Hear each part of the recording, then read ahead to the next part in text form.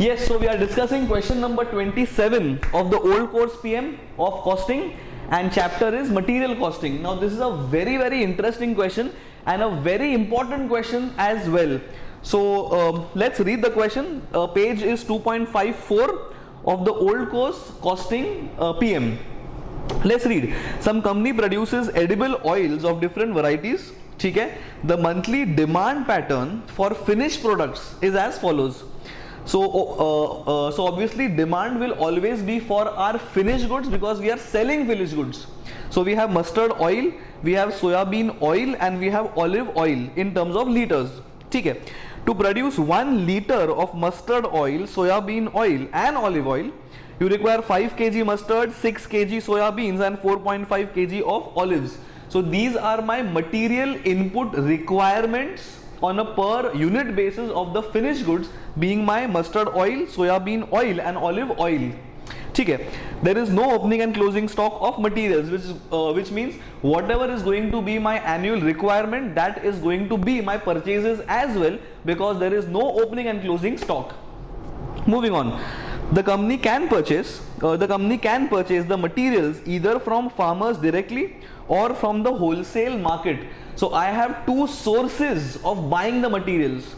Moving on. The company can purchase any quantity of materials from the wholesale market, but in case of purchase from the farmers, it has to purchase the minimum specified quantity of materials. So there is no minimum requirement if I buy from the wholesalers, but I do have a minimum requirement if I buy from the farmers. Moving on. From the material wise summary data, you have the following data. Okay. First, mustard oil. No, this is my mustard. Fine. Minimum quantity to be purchased in case of wholesale market, in case of farmers. You have purchase price, you have central sales tax being CST, then you've been given transportation cost, you've been given sorting and piling cost, you have been given loading cost, you have been given unloading cost. So what they have given is these are my costs to buy the inputs, and different vendors or different sources being wholesale market and farmers have different prices. Same thing is given for soybean. Soybean is an input for soybean oil. Mustard is input for mustard oil, and I guess olive is going to be the input for olive oil. All the three materials have been given, and details have been given regarding the purchase data as well, for minimum quantity, purchase price, transportation cost, sorting, loading cost, unloading cost, the taxes, etc. Okay, so that you can go through from the question. Moving on. Then we have been given the company is paying 12.5% as interest to bank, okay, for its cash credit facility, that's okay, and 100 per 100 kgs as the rent to the warehouse. This is more like my inventory holding costs. Moving on. Then data has been given that CST will be added with the purchase price, VAT will not be added to purchase price, and import duty will be added to purchase price. So different taxes they have given. Some taxes will be added to cost of purchase, and some taxes will not be added to the cost of purchase. The question has clearly mentioned. So depending on whether the element is a cost or not, we will take it in the purchase price or not, depending on the data given to us. Moving on. Now what are we required to do? 1. Compute the purchase cost of each material. Materials are my inputs, and they have asked the purchase cost from both the sources, being wholesale and from farmers. Second part, compute the EOQ for each material under both the options. Again the same thing. So EOQ is applicable only for input purchases being materials, and from both the sources being wholesale and farmers. These are my two sources. Third part, recommend the best purchase option for the material olive. So best purchase option means how much should I buy, or should I buy from the farmers or should I buy from the wholesale market. So my three required parts, very interesting question. Let's go step by step. Now the first required part, I always tell in costing, always go as per the required parts of question, because generally the first part will lead to second part, and second part will lead to third part, and so and so. So let's focus first on the first required part, being purchase cost of each material. Now the question has clearly said the purchase cost of each material. Now purchase cost is the price that you are going to pay the vendors to buy the goods. Ordering cost or inventory holding cost is not going to be your purchase price. So I need to only take those costs which I am supposed to take while buying the goods. So let's go step by step. The first material is supposed to be mustard. So let us analyze data only for the mustard input. Note that mustard is input for mustard oil. So let's go step by step. Two sources, wholesale and farmers. Purchase price 15 and 12.5 is directly given to us, so we can directly move on. CST, the question has clearly said after that table that CST will be added to the purchase price of mustard. So if CST is to be added to the price of mustard, we have to add that 2% price. So 2% of 15, 2% of 12.5. I guess there is no CST, I think, for the farmers. So if there is no CST for farmers, this will be no cost of CST out here. Moving on, loading. Now as far as loading is concerned, for mustard the loading is cost of rupees 10, but that 10 is for 50 kgs for wholesale market and it is 5 for 50 kgs. So again the same thing, 10 upon 50, 5 upon 50, because I want the cost per kg. Similarly, unloading, the price is rupees 2 for 50 kgs for both the sources. So 2 by 50, 2 by 50. What I will get is the cost of the wholesale source and the cost of farmers in case I am buying mustard. So since the question has asked only purchase price, I am excluding the cost of ordering, I am excluding the cost of inventory holding, because these are not purchase costs. These are my ordering cost and these are my inventory holding cost. I am not going to pay them while buying the goods. This is the amount I am going to pay them while buying the goods, or my total cost of purchase. So this is my purchase cost for wholesale, purchase cost of my farmers. Other option or other material being soya bean. Cost is given to us for wholesale and for farmers, so no worry about that. Loading, okay. As far as soya bean is concerned, I can see VAT as well. But the question has clearly mentioned in that note that VAT will not be added to the price of purchase. So if the question has specifically mentioned that do not take VAT as a price, then we will not charge VAT as a price, as simple as that. Which means the only price that I have to charge during buying the goods appears to be transportation cost will not come, it will be loading cost and it will be unloading cost. Now sorting and that piling cost is per purchase. It is not the price I am going to pay while buying the goods. That's my purchase cost or my CA. In case of this chapter, CA is my ordering cost and CI becomes my holding cost. As I mentioned, CA and CI cannot be a purchase based cost. So only loading will come, unloading will come. The same thing, 10 rupees for 50 kgs, 3 rupees for 50 kgs, I'll get the cost per kg. Similarly, it is 2 rupees for 50 kgs and 2 for 50 kgs, I'll get the cost per kg. Add up everything, I'll got the soya bean cost per kg from both the sources. Very simple. Moving on, the third direct material being olive. So olive, again 2 columns, wholesale and farmers.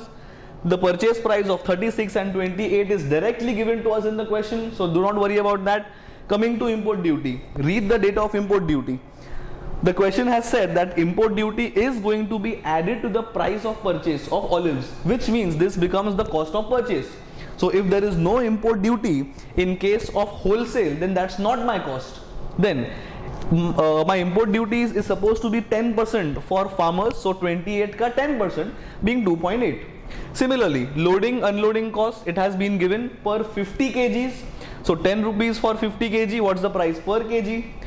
25 for 50 kgs, what's the price per kg? Similarly, unloading 0.04, that is 2 rupees for 50 kgs, 2 rupees for 50 kgs. Again the same logic as we have used for your mustard and soya bean. By doing this, I will get the wholesale source ka purchase price and I will get the farmer's source ka purchase price. So these being my 3 materials, I have got the purchase price of these materials from both the sources of purchase. That's my first required part. Purchase price मेरे को चाहिए, I will just need the price I'm going to pay. CA and CI not being purchase price, I will exclude them from these statements. So first part is sorted. Moving on, second part. Second part says compute the EOQ for each material under both the options. Now please note that EOQ will always and always be for inputs. Demand is going to be for finished goods. Finished goods are going to consume direct materials, and direct materials will be purchased, and I am looking to minimize my material associated costs, being inventory holding costs and purchase cost, or my ordering cost to be more precise. So my formula for EOQ is going to be 2 into annual requirement of DM, CA for respective DM and CI for respective DM. Now A is the annual consumption of direct material, so we'll have to first figure out what is my annual requirement for all materials. FG is my finished goods, and I'm doing all these things for material. So I'll have to figure out what is the demand annually of each FG, and I have to also figure out what is my consumption of direct material in each finished goods on an annual basis, because A is annual in nature, it's annual consumption. Now the question's first table has mentioned, or the first data has mentioned, my monthly demand. Please note that the first question's line was the monthly demand for the FGs were mustard oil 45,000, soya bean oil 15,000 and olive oil 3,000. So these are my monthly FG demand. First of all, this A is annual, and second point is annual requirement of DM. So to get the consumption or the annual requirement of DM, I need to multiply the annual FG requirement into consumption per unit. So 45,000 monthly demand into 5 liters and into 12 months will give me annual requirement of direct material. Similarly, 15,000 liters monthly demand, 6 liters on a per unit basis or per liter basis is my consumption. 12 months since I need the annual requirements into 12. Similarly, olive 3,000 monthly demand, 4.5 is the consumption, and 12 months I get the monthly I get the annual requirement of material mustard, I get the annual requirement of material soya bean, and I get the annual requirement of material olive, and based on this I'll get my A in the above formula. Now, having got the annual consumption of DM, my next job is to get the ordering cost. Now, ordering cost, the question has not given the ordering cost directly. So what we have to do is we have to have a small working note to get ordering cost of each input from both the sources, which means what is going to be my ordering cost of mustard if I buy from wholesalers, if I buy from farmers. Same way, ordering cost of soya bean if wholesale, if farmers. Ordering cost of olive if wholesale and farmers, because the question has specifically asked find the EOQ for both the sources. Which means if I am buying from one source, what's my EOQ? If I am buying from the other source, what's my EOQ? It will impact the EOQ because the cost is going to change, the CACI is going to change. So let us first figure out the annual or the ordering cost of mustard. Now let's read that data. Let's read the mustard table. Now mustard table mein transportation cost. Now transportation cost is per purchase, which means however so if I buy X number of times, every time I order I'm going to spend rupees 6,000 on transportation in case I buy from wholesale. So if I buy from farmers, the transportation per purchase is 15,000. Any cost which I am spending on every purchase order is going to be a purchase associated cost or cost of ordering or ordering cost. Similarly, I have got my sorting and piling cost, but that is only for farmers. So this 1,200 will come in the farmer source. Since these two costs are associated to purchases, these will not be paid to the vendors or the wholesale guys of farmers. This is my costs per order, so that's my cost of ordering being CA. Similarly, so if I add the two, 6,000 and 16,200. Similarly, coming to soya bean, the transportation cost per purchase is 9,000 and the transportation cost for farmers is 12,000, and then we have the sorting and piling cost per purchase as rupees 800, so that goes in the farmers column, and total cost of ordering in case of wholesale and farmers for soybean is 9,000 and 12,800 respectively. Moving on, third DM, olive. Transportation cost. The transportation cost appears to be 3,000 and 11,000 for farmers. That's fine. 3,000, 11,000. And then you got sorting and piling cost per purchase. But then surprisingly it is for wholesale. So whatever the data we are supposed to input it. So we get 1,800 in the wholesale column to get my ordering cost of olive for both the sources. So what we have done is we have found out the annual requirement. These three are annual requirement, and we have also found out the ordering cost for both the input sources being wholesale and farmers. What is left is the inventory holding costs for wholesale and for farmers. Owing to the space constraints, probably I'll discuss this in the next video. Thank you.